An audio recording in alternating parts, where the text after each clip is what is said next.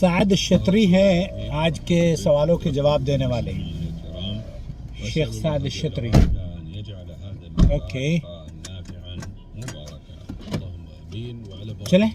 نبدأ بإيراد ما وصل من أسئلة المستمعين والمستمعات والبداية مع سؤال المستمعة تقول: ولدي تجاوز عمر 35 ولم يتزوج ويتعلل دائما بالظروف المالية وقد تعبت معه في محاولة 35 سال کا بیٹا ہو گیا ہے، شادی کے لیے منع کرتا ہے.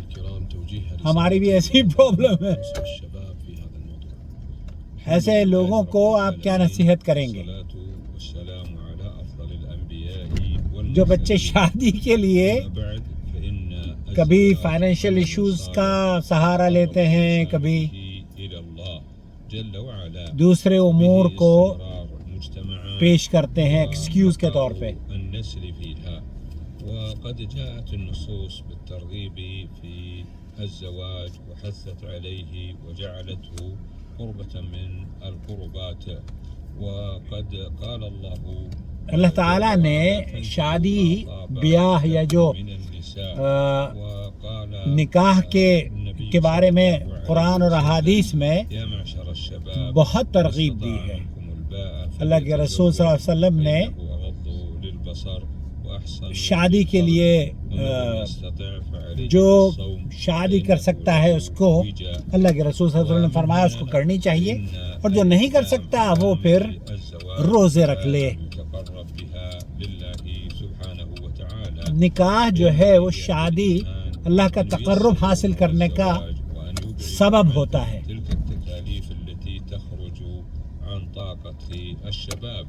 وقد قال تعالى: وأنكحوا الأيام منكم والصالحين من عبادكم وإمائكم إن يكونوا فقراء یغنیہم اللہ من فضلہ. واسع. شادی اگر آپ کریں گے تو یہ ایکسکیوز ویسے سمجھ میں نہیں آتا. اللہ تعالیٰ تو کیا فرماتا ہے کہ آپ کو اللہ تعالیٰ مالدار کر دے گا. خصوصا أن زواج الإنسان يدخل السرور على والديه ويكون من أسباب. جب بچے شادی کرتے ہیں تو والدین کے چہروں پر مسکراہٹ اور خوشی کا سبب بنتی ہے.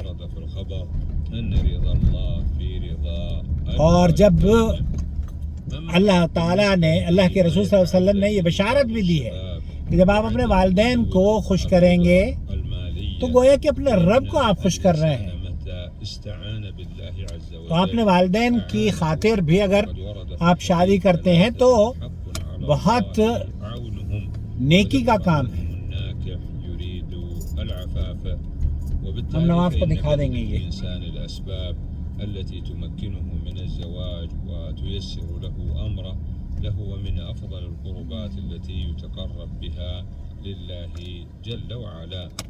وقد جاءت النصوص ببيان أن الزواج من أسباب تيسير الأمور وإدرار الرزق كما في الآية السابقة.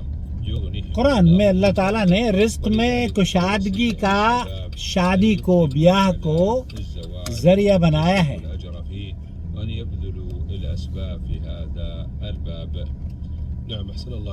تو اس لیے یہ سوچ کر کہ ہم پیسے نہیں ہیں اور غریب ہیں، یہ کوئی درست ایکسکیوز نہیں ہے. آپ شادی کریں، شادی کے لیے بسم اللہ کریں، اللہ آپ کو نیک رشتہ دے، اور رزق اللہ تعالیٰ فراہم کرتا ہے سب کو، بلکہ آپ کے رزق میں برکت ہو جائے گی. یا ایھا الذین آمنوا اتقوا اللہ وکونوا مع الصادقین. وقد ورد في نصوص من القرآن التحذير من الكذب وذم الكاذبين.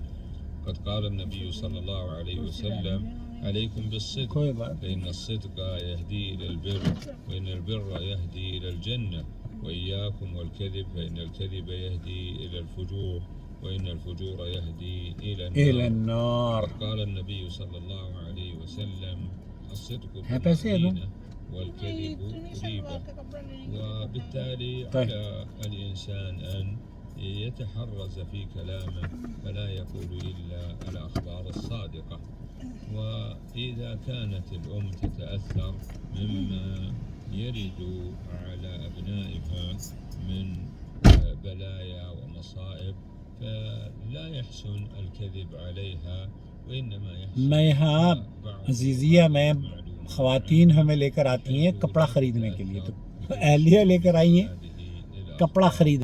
یہ پورا مارکیٹ، پوری مارکیٹ ہے. بالتمهيد للأخبار التي يخشى من وصول اوکے. طريق آخر شیخ سعد الشتری کیا کہہ رہے ہیں؟ مثل تلك ان کے سوال پر میں نے نفس الرأي غور نہیں کیا اور سوال مجھ سے مس ہو گیا. يعود الإنسان على الرضا بقضاء الله وقدره اللہ تعالیٰ کی رضا اور اس کی قسمت اور اس کی تقسیم پر ایمان رکھنا چاہیے. فإن من رضي عن الله رضي الله عنه. جو اللہ کی مرضی، اللہ کی رضا میں خوش رہتا ہے، اللہ اس سے راضی ہو جاتا ہے. عودت نفسي وأبنائي على زيارة قبر والدي رحمه الله في يوم العيد، وقد نصحت عید کے دن عدم جواز تخصيص يوم العيد لزيارة المقبرة.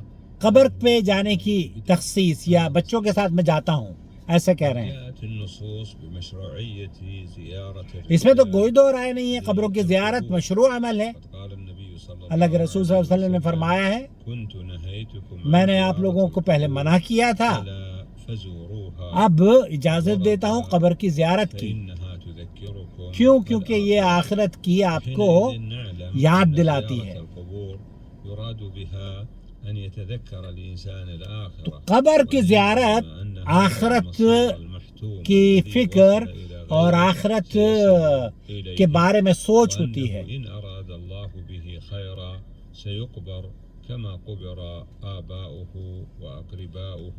آپ ایک آدمی قبرستان جاتا ہے، وہاں جا کر وہ قبل ذلك اسے احساس ہوتا ہے کہ جہاں آپ کے آبا و اجداد دفن ہیں، أن يسلم اسی زمین کے نیچے آپ کو بھی دفن ہونا ہے. وأن يدعو له. وليست المقبرة محلا مشروعا لتخصيص الإنسان الدعاء لنفسه. یہاں یہ کوئی ایسی جگہ نہیں ہے جہاں آپ جا کر اپنے لیے دعا کریں یا کوئی خاص اہتمام آپ کریں. أن الدعاء عندها مستجاب أو أن يفعل شيئا من التضرع والخضوع عند وروده لهذه المقابر. تو وہاں وكذلك على الإنسان أن يحذر من أن يفعل شيئا من العبادات. ایک انسان کو قبرستان میں جا کر عبادات اور غیر ضروری اذکار، قرآن خوانیاں، فاتحہ، چادریں، یہ سب کچھ قرآن و سنت سے ثابت نہیں ہے. صلی اللہ علیہ وسلم عند زیارته للقبور كان يدعو بدون رفع اليدين. آپ علیہ الصلوۃ والسلام قبروں کی زیارت کیا کرتے تھے اور جب جایا کرتے تھے لا يحسن به ان يرفع يديه حينئذ. واما بالنسبه تو وہاں جا کر زیارت قبور جب کرتے ہیں نا، قبرستان میں جاتے ہیں، تب ہاتھ اٹھا کر دعا نہیں مانگنی چاہیے. بشرط ان تكون على وفق الضوابط السابقه. وقد قال النبي صلی اللہ علیہ وسلم لا تتخذوا قبري عيدا. آپ علیہ السلام اپنی قبر کی زیارت کو آپ اسے عید یا نمائش یا خوشی یا آنے جانے کا وہ جو ہوتا ہے نا ہم لوگ کہ کوئی یہاں کوئی خوشی کا وہ نہیں ہے قبر پہ جا کر آپ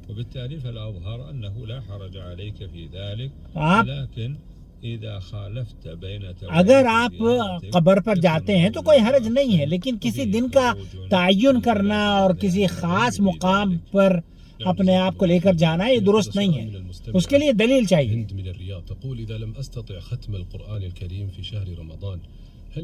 ہند ہے یہ کہہ رہی ہیں کہ میں اگر قبرستان قرآن کریم نہیں پڑھ پائے رمضان میں تو کیا کروں؟